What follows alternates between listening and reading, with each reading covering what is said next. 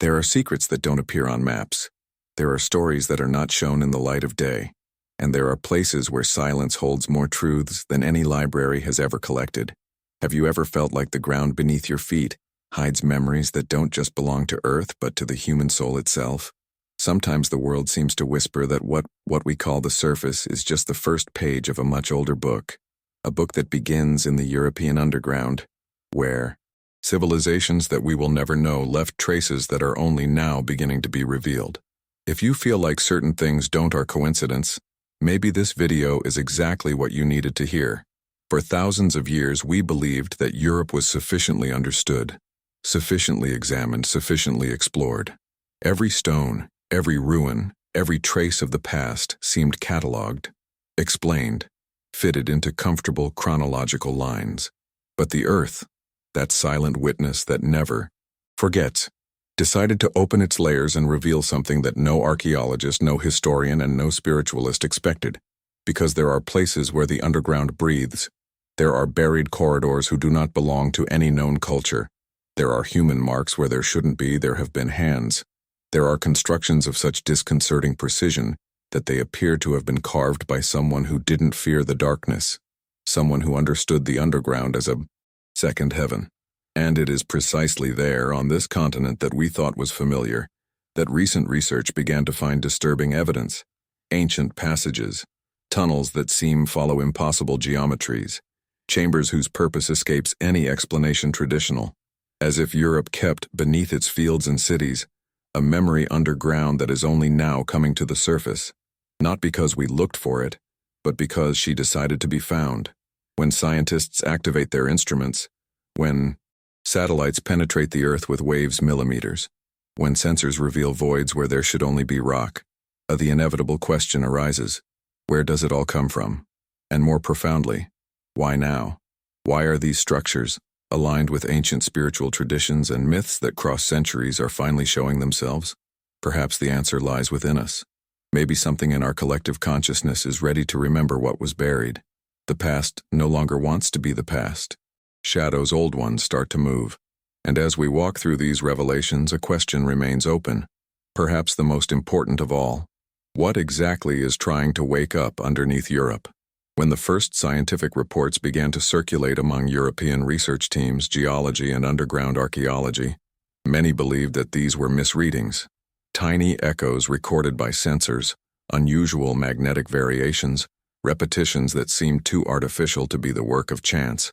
However, as the surveys deepened, an unavoidable revelation emerged. Structures millennia, organized with surprising precision, ran through regions of Europe where the existence of such advanced prehistoric engineering was never imagined. Hallways, extensive, geometrically aligned stone blocks, chambers with intentional acoustics, as if an ancient civilization had designed, underground, something far beyond shelter or refuge, something that felt like purpose, something that felt like consciousness. The researchers, perplexed, applied indirect dating models comparing patterns erosion, sediment composition, and mineral resonances. The results suggested ages that went beyond the limits of the known cultures of the continent. Many hesitated to publish. Others knew that it could shake the foundations of European history. But, given the data that accumulated, an emotional interpretation also began to insinuate itself. The subsoil of Europe perhaps held a forgotten chapter of the human development, chapter that contemporary science was meeting again for the first time. It was as if an ancient voice, long buried, insisted on being heard. And as science examined numbers, graphs, and microstructures, a more silent phenomenon happened within the people who were researching the phenomenon. There were among them a strange feeling, a sense of inexplicable familiarity, as if those passages had been seen before, not with the eyes, but with some memory ancestor, as if something about them touched. Very old emotional territory. The public, when he saw the first images, he felt the same thing. A mixture of astonishment and recognition, of restlessness and delicate enchantment, as if the human being he was rediscovering a forgotten piece of himself. But then came the contrast, the breaking point. In certain areas studied, the structures appeared to follow peculiar energetic patterns aligning with faults, geological or magnetic crossings that, interestingly, are mentioned in myths. Europeans about underground portals, ancient cities and spiritual paths that would connect different points on the continent. Science, at the same time skeptical and fascinated, she registered too many coincidences to ignore. And spirituality, in turn, whispered another possibility. Perhaps these ancient people were not just seeking protection physical, but a form of inner descent, a symbolic dive into a knowledge that it can only be found when one enters the darkness. Thus, each new discovery transformed the mystery into reflection. If a civilization European society has already dominated the underground on such a scale, what exactly was it looking for there? Protection? Ritual? Wisdom? Or a return to what ancient people called womb of the earth, the point where the soul recognizes itself before returning to the surface? Europe modern woman looks down and finds not just tunnels, but deep mirrors that return questions. Questions that are not just historical, but human. And then the synthesis is born. Perhaps the European underground is more than an archive archaeological. Maybe it's a reminder, a living metaphor, carved in stone, indicating that all true knowledge requires descent. It requires courage to cross the darkness. It requires accepting that what we don't see also forms us. These passages, millennials, are works of engineering, yes, but they are also interior paths, portals that invite us to revisit what we have forgotten about ourselves. And when we think we have understood enough, the question arises that opens the next horizon. If these structures are just what we have already found, what remains hidden beneath the deepest layers of Europe? As studies progressed through the oldest regions of the continent, a fact unexpected began to intrigue researchers. Many of the tunnels discovered in Europe, they were not isolated. On the contrary, they seemed to repeat architectural patterns found hundreds of kilometers apart, as if a single mind, or a single tradition, had guided entire generations of underground builders. In the hearts of Alps, on the Iberian Peninsula, in remote areas of Poland, and even under ancient fortresses of Brittany, carved corridors appeared with identical curves, repeated niches, marks left by tools that suggested a common, almost ritualistic technique. They weren't just modified caves. They were thought-out systems, works of intention, works by memory. When laboratories attempted to identify the mineral origin of rocks removed from these tunnels, encountered another enigma. In some cases, the extracted material simply was present in neighboring areas, as if huge blocks had been transported away, or as if the purpose of the excavation was more symbolic than utilitarian. Some scholars have suggested that perhaps these people were looking for something inside the earth that left no archaeological traces, a sound, an echo, a specific vibration. Others imagined that there could be rituals linked to deep silence, as if each tunnel was a kind of instrument destined to amplify one's own introspection. Human. It is at this point that interpretations begin to intertwine with emotion, because when walking through the preserved corridors, many researchers reported sensations that went beyond the field of scientific analysis. Some spoke of a strange serenity, others from a restlessness that seemed to arise from the walls themselves. Others still reported the feeling that they were being watched, not by physical presences but by dormant memories. The European subsoil, previously seen as a mere geological archive, it began to take on the air of a temple, not an ordinary religious temple, but a place where the human spirit seemed to be called upon to perceive itself in a more profound way. How if those civilizations mastered the art of transforming darkness into an inner portal? But then came the turning point. Some tunnels, especially those found in Austria and region of Bavaria, presented something even more impressive: acoustic chambers perfect, where the human voice multiplied in geometric patterns. In testing modern, sounds emitted in these spaces created extremely precise frequencies, similar to those used today in studies on resonance and altered states of consciousness. How can we explain that ancient people mastered this level of engineering? Sensory? Were they building underground sanctuaries for rituals? It was a spiritual technology? Or could it be possible that they sought in the depths of the earth a type of communication that we do not understand today? Emotional synthesis emerges when we realize that these structures not only challenge archaeology, they also challenge the very idea of linear evolution of human spirituality.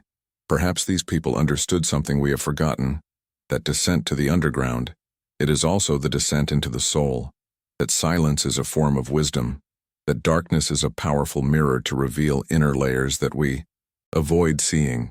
Every tunnel, every chamber, every curve carved by the light of ancient torches seems to whisper the same message. There are depths within you that have not yet been explored. And just when we think we have gained enough understanding, a new mystery appears on the horizon. Because if these tunnels were designed with such precision, emotional and energetic, an inevitable question remains. Who taught these ancient cultures to shape darkness with such mastery? As investigations progressed towards the central regions of Europe, a pattern even more surprising began to emerge. Certain tunnels bore marks that were not fit no tool known from the cultures that inhabited the continent over the last 8,000 years. The walls, in some sections, exhibited such polished uniform that our modern engineers have had to admit the difficulty of reproducing the same finish using portable instruments. This raised a hypothesis uncomfortable. Either we deeply underestimate the technological capacity of these people ancient, or we are facing a constructive tradition whose origin is lost in eras still more remote. Either way, something about these corridors seemed to defy any attempt at a simple explanation, as if they held knowledge that does not belong not only to history, but to humanity's own collective consciousness. When mineral resonance researchers analyzed samples collected in specific chambers, found another intriguing anomaly. Certain surfaces contained magnetically aligned particles, following precise directions that did not correspond to the natural magnetic field of the region. This suggested the manipulation of a process that, in light of traditional archaeology, it would be impossible for prehistoric people. But it wasn't just the physical phenomenon that was impressive. It was the sensation it evoked. Entering these chambers, some scientists have reported a sudden mental clarity, as if the environment amplified thoughts, as if the stone itself had been shaped to drive higher states of consciousness. And at this point, science and spirituality began to dialogue without anyone needing to force the conversation. This subjective effect, however, sparked deeper reflections. Would it be possible that had these constructions been created as perception amplifiers, not just tunnels for locomotion, but instruments designed to change the way human beings feel, think, and understand? The idea seems bold, but it gains strength when we remember that many ancient cultures believed that the earth possessed natural energy centers, points where spirit and matter touched. Perhaps these European people sought only physical shelter, but also the possibility of reaching a state interior capable of going through crises, cataclysms, or cultural changes. Just like our modern temples seek to lift the spirit upward, perhaps these tunnels sought lead him inside. And then the contrast arises, that point at which the mystery ceases to be merely historical and it becomes intimate, because if these places really had the function of leading the human being human to deeper layers of himself, what does this reveal about us today? We live in an era saturated with superficial stimuli, instant distractions and noise, incessant. And yet the past shows us that there was a time when silence underground was considered a sacred path, a time when darkness does not, it represented fear, but preparation, a time when the interior of the earth was seen as a symbolic womb, where the soul could be reborn more lucid, more whole, more awakened. The synthesis appears like a light breath. Perhaps these ancient passages exist still today, to remind us that it is not possible to evolve without descending. There is no true expansion without encounter with the center itself, and every meter of tunnel dug by ancestral hands seems to carry the same message. Courage. Depth is not a danger. Invitation. And before we move on to the next layers of this mystery, allow me to say something necessary. If something inside you is awakening as we go through these discoveries, stay until the end. The answer you are looking for may be here, but an inevitable question still opens before us, as wide as the world itself. European subsoil. What if these structures are just fragments of a very bigger, still invisible to our eyes? What else rests beneath Europe, waiting for the right moment to be revealed? As new research teams expanded into previously ignored areas, an additional element began to attract attention. Many of the older tunnels seemed to converge on specific points in the European territory, as if following a cartography invisible L, organized based on knowledge that goes beyond the logic of cultures known. In regions of France, Slovenia, and northern Italy, Underground lines they crossed precisely in places that, centuries later, would become ceremonial centers, monasteries, sanctuaries, or fortresses. This indicated that the people who excavated these labyrinths not only understood the hidden geography of the earth, but perhaps intuited that certain places vibrated with a particular energy. The underground seemed to form a kind network, an ancient web, built with the intention of connecting points that only we recently started mapping more broadly. When geologists applied deep tomography methods, something even more curious was revealed. In some points, there were huge chambers completely empty, as if awaiting a purpose that was never completed or that was carefully turned off. Structures tens of meters high hid like lungs silent beneath peaceful hills and modern cities. There were no artifacts, there were no bones, there were no utensils, just clean, symmetrical spaces, sculpted with precision. The absence of objects was, in itself, a message. And this message seemed to say that what mattered there was not what was kept, but what was experienced. These spaces began to awaken emotional interpretations. Some researchers described the sensation of entering these chambers as a dive into a consciousness ancient, a silence so deep that, for a moment, it seemed to have texture. Others reported that the sound of his own breathing reverberated in an almost hypnotic way, as if the environment had been designed so that human beings could truly hear themselves, something rare in our noisy daily lives. Many left these places saying they felt as if something in them had been reorganized, even without understanding what. Maybe the paper these places were not to store objects but to shape internal states. The contrast arises when we realize that some of these passages appear to have been deliberately sealed, not by natural disasters, but by human action. Entries strategically collapsed, corridors blocked with rocks perfectly adjusted, as if someone wanted to prevent access to deeper areas. The reason remains unknown, but the most unsettling hypothesis is that these cultures they believed that certain underground areas should not be revisited, no because were physically dangerous, but because they contained a type of knowledge that required preparation, or bow, as if depth were not just geological but spiritual. This realization opens up a powerful emotional synthesis. Perhaps these ancient people understand that there are levels of human consciousness that can only be accessed when we disconnect from the surface, from its distractions, from its illusions, and we allow ourselves get down to the essentials. The underground, in this vision, becomes a mirror, a place where mind finds its own route and the soul remembers forgotten paths. By shaping the land, they also shaped themselves. When carving the stone, they carved silence. When creating empty spaces, created possibilities. And when we put it all together, the underground network, the empty chambers, the convergence is mysterious. There remains a question that pulses at the center of this investigation. Whether all these tunnels actually connect in some way, what exactly exists at the point where do all these invisible lines meet? As multidisciplinary teams advanced into Eastern Europe, a new enigma emerged, as disconcerting as anything that had ever been encountered. In regions of Romania, Hungary, and Slovakia, certain tunnels appeared to have been built not for human circulation, but for sound conduction. In some sections, the walls formed perfect curves, designed so that even a whisper could propagate, with surprising clarity from dozens of meters away. Modern acousticians have analyzed these corridors and came to an intriguing conclusion. They functioned as giant instruments, structured to target specific frequencies. This took some researchers suggest that the purpose of these tunnels could have been ritualistic, therapeutic, or even communicative, perhaps an ancient way of conveying messages not only by space, but by the vibration of the earth itself.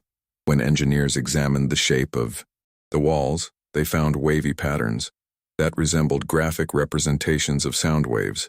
The most notable thing was that, when emitting tones at very low frequencies, the vibration seemed to reverberate deep within the human body, as if the tunnel awakens something inside each traveler. Some they compared this experience to ancient meditative practices, others to altered states of perception. Whatever the initial objective, it was clear that these people dominated not just the stone, but the resonance itself. And that suggested a knowledge too sophisticated about how the physical environment can shape mental states. This discovery sparked intense emotional reflections. Like a prehistoric people, could you have such understanding about vibration, sound, and consciousness? What they were aiming for when creating corridors that functioned as internal acoustic mirrors? Perhaps for them, sound was more than communication. It was medicine, guidance, spiritual, or even a bridge to internal dimensions of the psyche. Some researchers reported that when walking through these corridors, they felt unexpected feelings emerge, as if the environment facilitates the release of old memories or sensations saved. It was as if the walls whispered, not with words but often.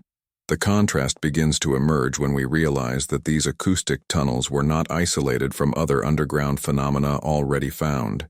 At some points, they connected to large circular chambers which intensified the echo until turned it into a kind of pulsation. This pulse seemed to follow a rhythm constant, almost organic, as if space imitated the heart of the earth.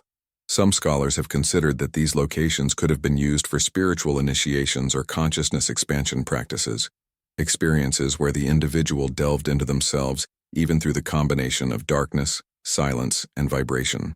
With this, an emotional synthesis emerges. Perhaps these people were not just looking for survive, but deeply understand the inner life. Perhaps they believed that being human only becomes complete when he learns to listen to himself on a higher frequency, deeper than usual. And by building these sound corridors, they were also building trails into the mind and spirit. Trails that are not, they travel in a hurry, but with presence. Trails where every step echoes, not just in the stone, but in the soul. It is impossible not to wonder where this knowledge came from. It would be the result of observation careful? Was it passed down from much older traditions? Or would it be possible that people previous generations, now totally forgotten, had already mastered this spiritual technology and passed on? The answers remain buried, waiting for eyes that know how to see beyond the rock and ears that perceive beyond the sound. And when we bring it all together, the vibration, the echo, the pulsing chambers, emerges the question that pushes this investigation into even deeper layers. Whether Europe holds structures capable of shaping consciousness, what else can exist, hidden under the regions where we still dare not descend? As studies advanced to more northern regions of Europe, a new set of discoveries began to further challenge modern understanding of the underground civilizations. In areas of Norway, Sweden, and especially Scotland, researchers found extremely narrow tunnels, some wide enough only for one person to crawl away. But what intrigued most was not the size, was the standard. These tight corridors were repeated in routes of hundreds of meters, alternating short sections with small circular chambers, as if forming a rhythm intentional forward and pause. Preliminary analyses suggested that these structures had neither military nor storage purposes.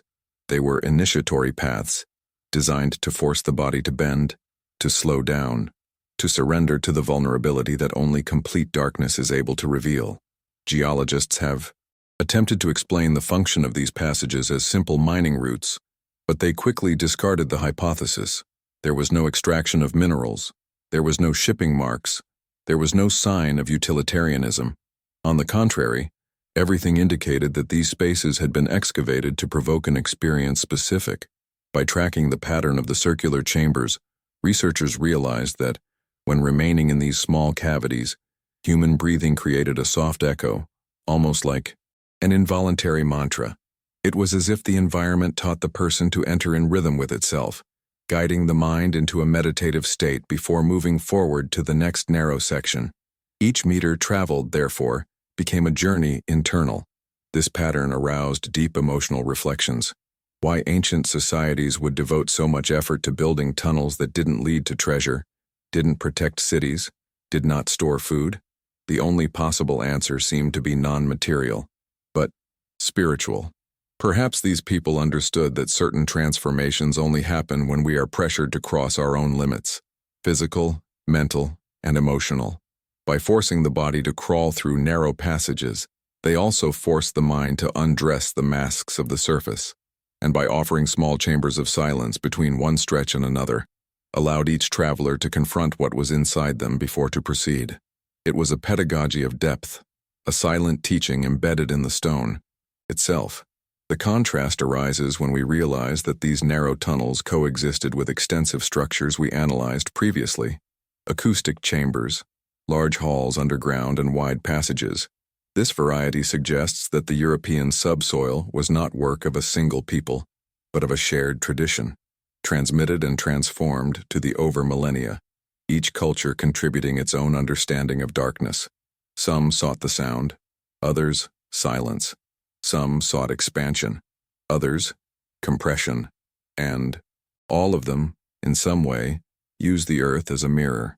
This perception leads us to a powerful emotional synthesis.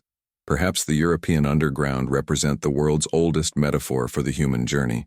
In some moments, we walk through wide spaces where the voice echoes and everything seems possible. In others, we are forced to narrow ourselves, to squeeze ourselves, to go through tightness that requires humility and courage. And between one challenge and another, we found small internal chambers, pauses that allow us to breathe, reflect, reorganize our hearts. Just as we tunnels in life, we also progress through cycles of expansion and contraction, of light and shadow, of understanding and doubt. Faced with this ancient mosaic of underground experiences, a question arises that imposes with renewed force. If these people built paths to transform the inside the human being, what kind of truth did they expect to find at the end of the journey?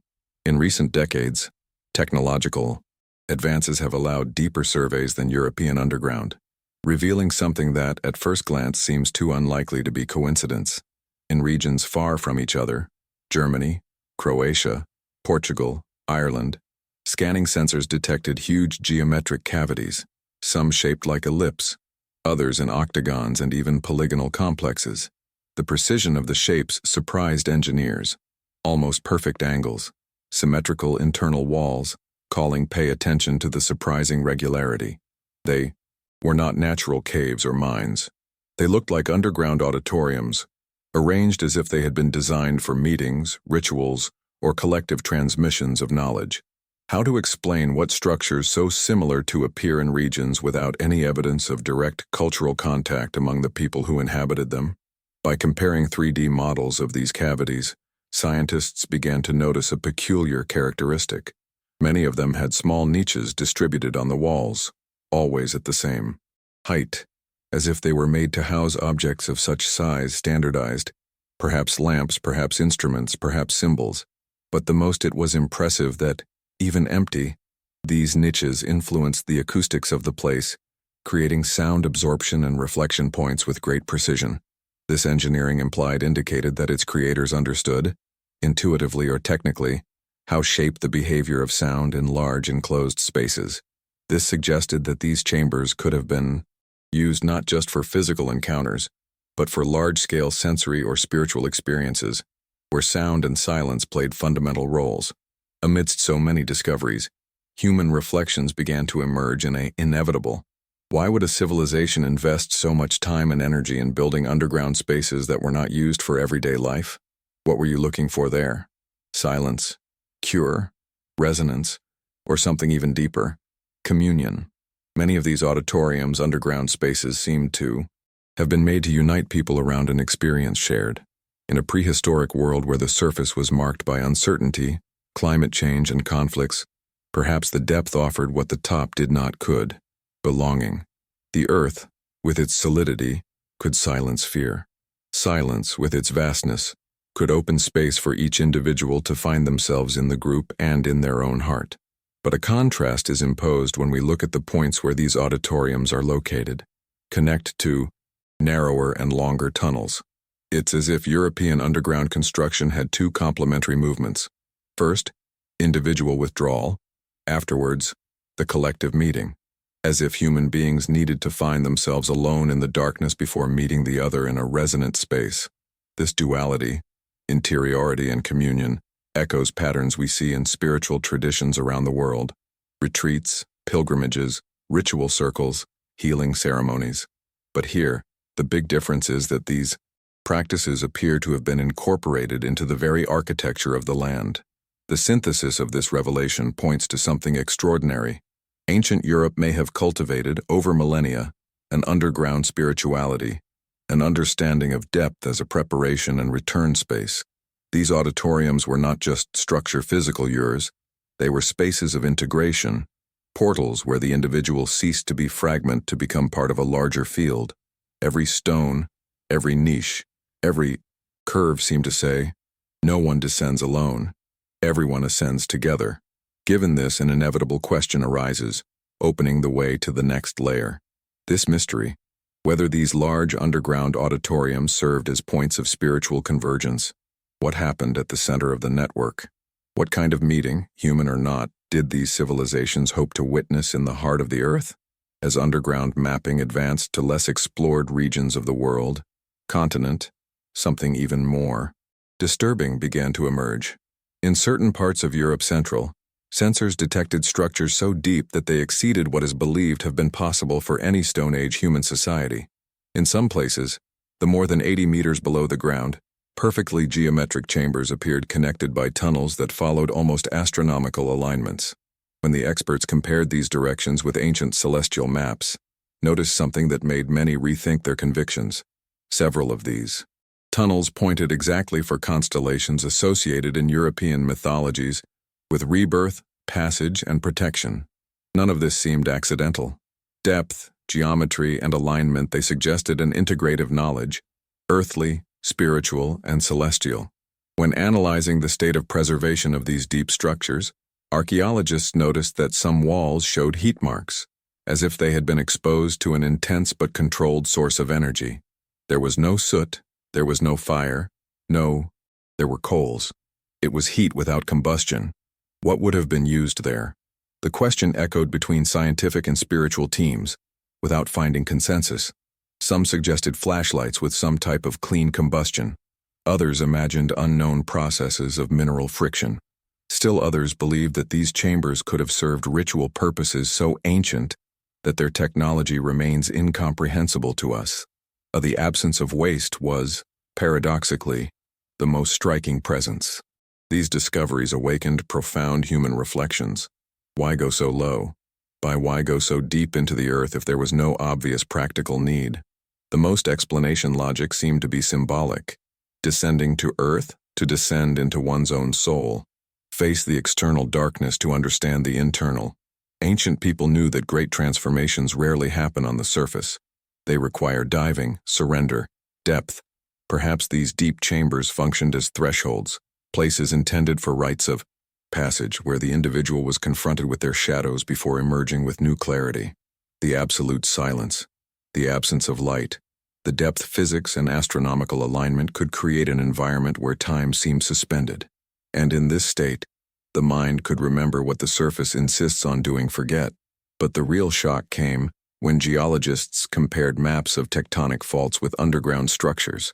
In many places, the deeper tunnels seemed to be intentionally positioned over areas of the earth that vibrate frequently slightly higher or lower than the surroundings, as if the builders knew where the earth's natural energy flowed most intensely. This took some researchers to consider a bold hypothesis. Perhaps these ancient cultures, far from primitives, had a deep sensitivity to the planet's energy field, something similar to what we study today in geophysics, but perceived in an intuitive and spiritual. Engineering, in this case, would also be a dialogue with the earth. The synthesis of this revelation is powerful. Perhaps these profoundly positioned were not just human works, but works co-created between the human and the land itself.